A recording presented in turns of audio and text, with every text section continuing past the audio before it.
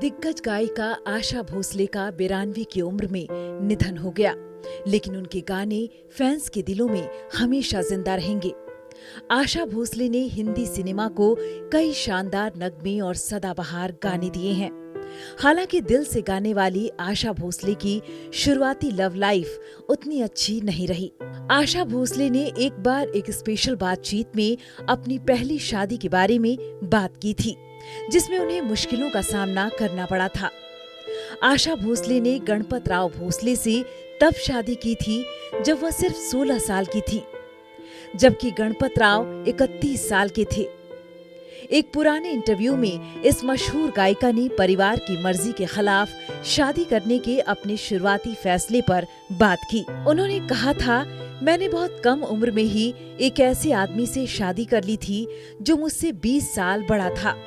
उन्होंने बताया कि इस फैसले की वजह से उनके परिवार में दूरियां कैसे आ गईं। उन्होंने बताया, यह एक लव मैरिज थी और लता दीदी ने मुझसे लंबे समय तक बात नहीं की।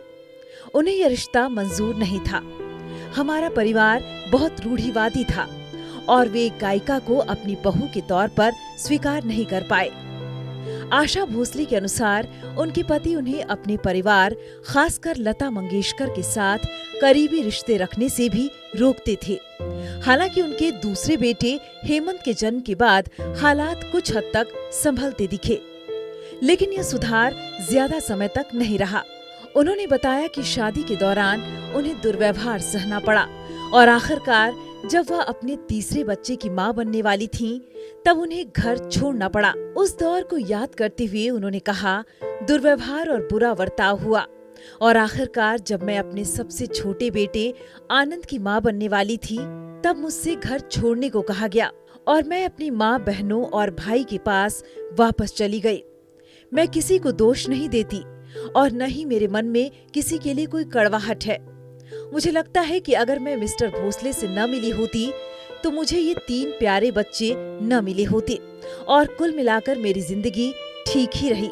आशा भोसले की आर.डी. बर्मन के साथ दूसरी शादी अपने पहले पति से अलग होने के बाद आशा भोसले को बाद में संगीतकार आर.डी. बर्मन के रूप में एक साथी मिला।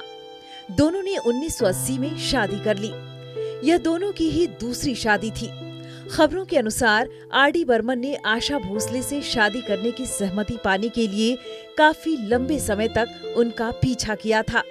आर.डी. बर्मन के साथ शादी के बाद आशा भोसले का जीवन सुखमय रहा।